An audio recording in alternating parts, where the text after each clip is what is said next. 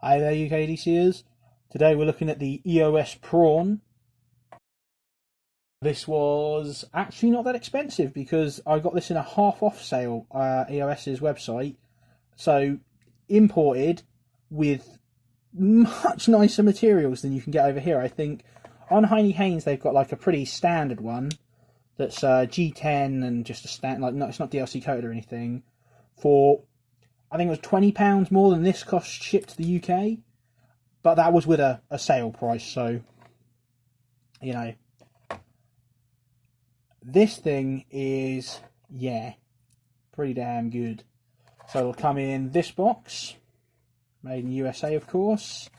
You can go eosknives.com if you want to look for yourself. Oh, it's upside down. Yeah, just that inside. So let's get that out of here. They have a fair enough warranty. They'll sort everything out, and I learnt that with the EOS Urchin. If you want to see how good their warranty is, go and take a look at that video. I got an EOS Urchin that had a couple of issues, and Heine sent me another one that also had some issues. EOS reached out and they personally sent me another knife. Like they took that old one back and sent me a brand new knife. They really sorted me out. Thank you very much, US. So, this little boy here, action on this is actually pretty lovely. You have to sort of dial it in a bit because you don't want it easy enough that you can just shake it out, but also you need it easy enough to just use that thumb stud there. But as you can see, the action on this is lovely and smooth. Really nice, look at that. Absolutely a fan of this action. So it's not a strong knife at all, by the way. You really can just knock that, because it's just a friction folder. But you've got a lovely little finger bit there. Hold that in and off you go. You're off to the races. Washers on this is like 20 phosphor bronze washers. I don't know if they needed that many, but there's a bunch on there. I'll do a disassembly on this at the end because it's a bit of a palaver with all those washers, but yeah, we'll throw that in right at the end. Nice and titanium there for you. You have a D2 steel blade that's DLC coated, and I've done a standard ruining it by sharpening it there. Sorry. What else? You have a pocket clip that looks reversible, but of course it's not, because if you put this on this side, it's going to just sort of, well, it'll be like skewed out that way because of the way it's like set. So this is, unfortunately, as far as the pocket clip's concerned, right hand carry only. However, if you don't care about the pocket clip, you're going to take it off anyway, whatever, you can absolutely reverse this. All you need to do is get like a pair of tweezers or something, put it in these holes and just twist, and you can unscrew that out of there without marking the sides. I have done this on Instagram for someone that asked me, and you can just put it in the other way. Works fine. So if you want this as left-handed open, you can absolutely have it as left-handed open. No problem whatsoever for you there. So the grip on this thing, just a handy little nifty knife. You can still, even with it being nice and little small, look, all 4 fingers easily in there. Very comfortable little knife, even though it looks like, you know, it's a fairly like basic design. It's just line and line. It actually fits really nice. You can feel the pocket clip on this. It's, I wouldn't call it a hot spot as such, because look, it sort of fits perfectly into the gap of sort of like this part of my finger. I don't know what they're called, but it does fit quite well in there. But you can see that top bit is still poking, and I can absolutely feel it. It doesn't melt into your finger, into your hand, but it's not bad. It's just, it could be slightly better. Hardware on this, we have got penny for the pivot there. I actually really like that. That's different, and I have had to adjust that on the fly. So that's it's useful to have that as a coin. For instance, this 2p. Look at that, and it's also angled down to accommodate the curvature of your coin. they've really done, that is a fantastic idea for pivot. So you can just adjust that completely on the fly. You don't need to worry about having tools with you. However, to completely disassemble this, you will need whatever that is, and I think it's a D10. No, they're T15s. So there you go. So I guess I'll save that for later. So T15s on the back there, D2 on the blade, and I have had to sharpen this a couple of times, which is why I've fucked it there.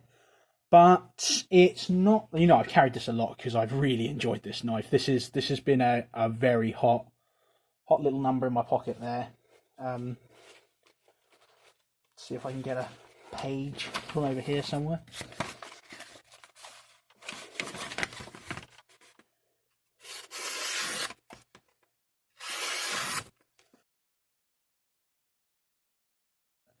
Both bits of these take an absolute screaming edge. Like I said, I have needed to sharpen this once or twice in the time I've been using this, but I've lost count of how many times this has been in my pocket because I do really like this knife. Spoiler alert. There's no billboarding whatsoever anywhere on that blade. In fact, the only billboarding anywhere on here is a very mute EOS logo just on the scale there. You have a stone washed clip, which will come to about there. It's also angled as well, so I guess in your jeans it will be like that more, but you know, take that for what it's worth. I think this one was called the Sasha. I don't know what that's in reference to, but you got this really pleasing like faded coating on this titanium there, and you can see like it's got like light patches here. I think that's really pretty. I really do like the scales on this thing, and they're, like I said, they're just solid piece titanium. There's no liners or anything. You don't need anything like that on this. You do get a little sharpening choil, unfortunately, and this is gripe number one with this knife. The plunge line goes way in front of where the sharpening choil is, and oh look, in line with the end of the sharpening choil is where my stone hit the plunge line. Who would have thought it? On this side, not so bad, it's just crept up onto the top of the choil there, but I mean, come on guys, like, just can we keep the plunge line behind the choil if you're going to have one?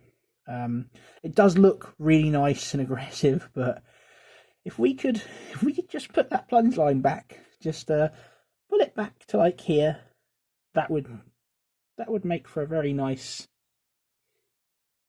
sharpening experience, and I wouldn't have to ruin the DLC coating on all my knives. But they're certainly not the only people to make that issue, that error. Centering on this, yeah, perfect. Blade play. There's a wee teeny tiny bit of wiggle there, but that's probably on me not setting this up correctly. So I'm going to put some stats on here, and I'm going to give you some size comparisons. So here it is against another smaller knife, and you can see it's about the same size as a Fox Bean, and yet the handle is much more comfortable on this. There's a UK PK. You can see it's a fair bit smaller than that. And there is the Victorinox Pioneer. Fantastic.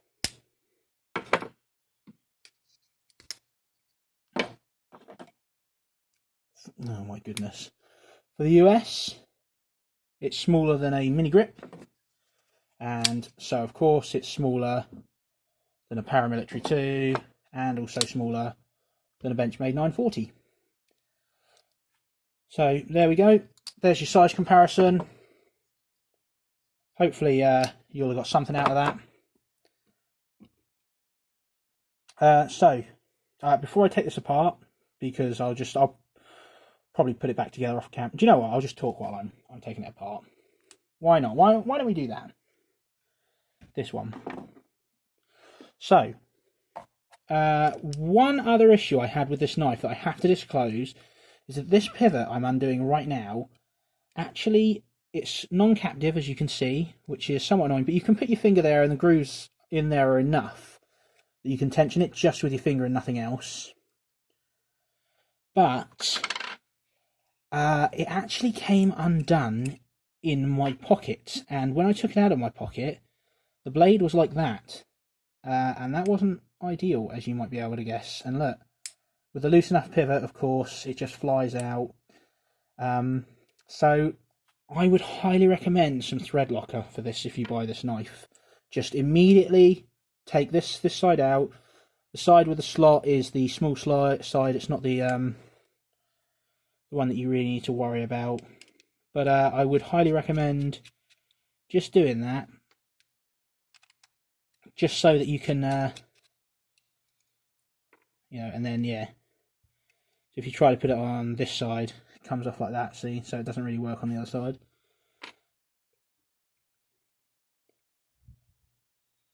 But that aside,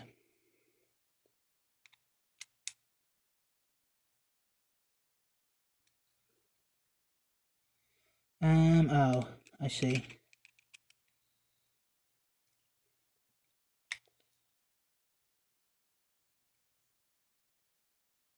There we go.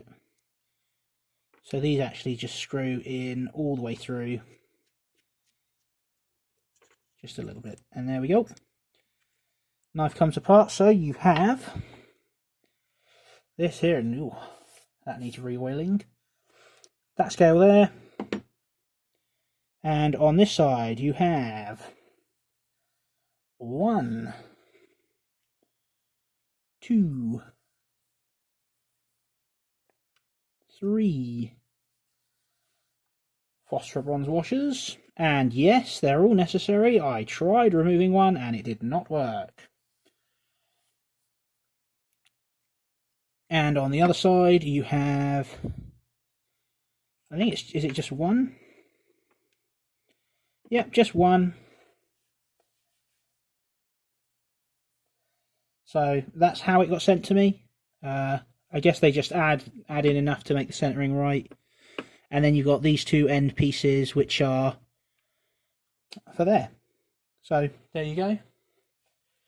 So I'll talk about it as I rebuild it. So this is an absolutely lovely little carry. It did suck a bit when it came apart on me though. Luckily, because it has the pivot that you can adjust with just a coin, I was actually able to fix it on the fly. No problems. Of course though, that's not ideal. You don't really want to be fixing it at all, to be honest. You want it to just work. So take from that what you will.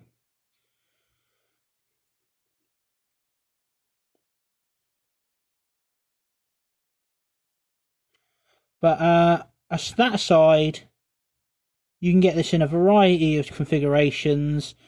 Get it in aluminium, titanium. I think D2 is the only steel they offer on this. Not sure on that one, but I'm pretty sure it is. There we go. Get through there. I would like to see this have a captive pivot. I think that would make it a lot better.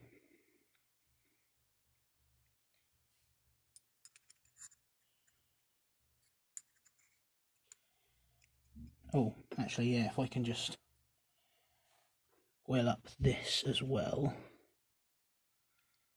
But I would, honestly, if you can get this on discount at EOS's store, I would highly recommend it.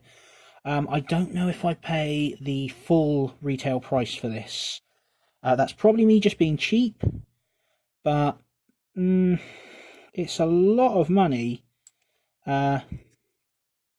in the UK. If you go on to Heine Haynes and see the price for this the titanium model, it's nearly £200, and this one cost me under 100 to get to the UK. You know, that's a big old difference there.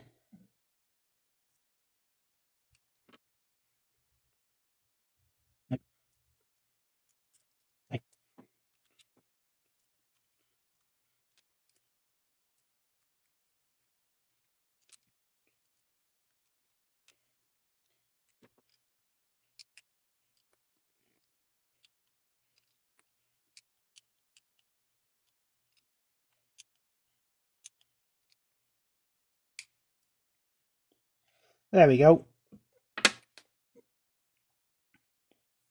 And I've got rid of all of the blade play there, and I'm probably going to have to cut that segment massively because I'm shit at talking and concentrating at the same time.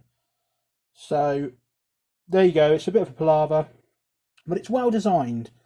I think this is a nice little knife. I really do like the EOS Prawn here. Yeah, still centered. Like I said, there's no blade play left on this thing, and it's actually, yeah, it's actually a lot smoother now I've put that oil on there. I think when I took it apart the first time, I didn't put enough, well, I put like some really inferior oil on as well, but I don't think I put enough oil on it. But yeah, do I recommend this?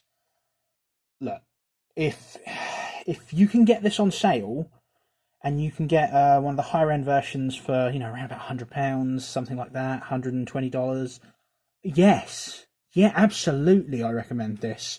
Obviously, it depends on whether you like the looks. They're going to be very divisive. EOS are they're a very flamboyant company with their looks, and I really like that. You know, it'd be so boring if everyone made knives that look the same. I'm so pleased to see a company that's willing to be like, screw convention, we're going to make wicked looking, crazy, different knives. Is it the best for the UK? Probably not. That looks very aggressive. Do I love carrying this thing? Yes, absolutely. This thing is just, you know, it's almost a work of art with, like I said, I know a lot of people are going to say this isn't very pretty. I like it a lot. I like the aggressive styling. It's rare in the UK we get something like this.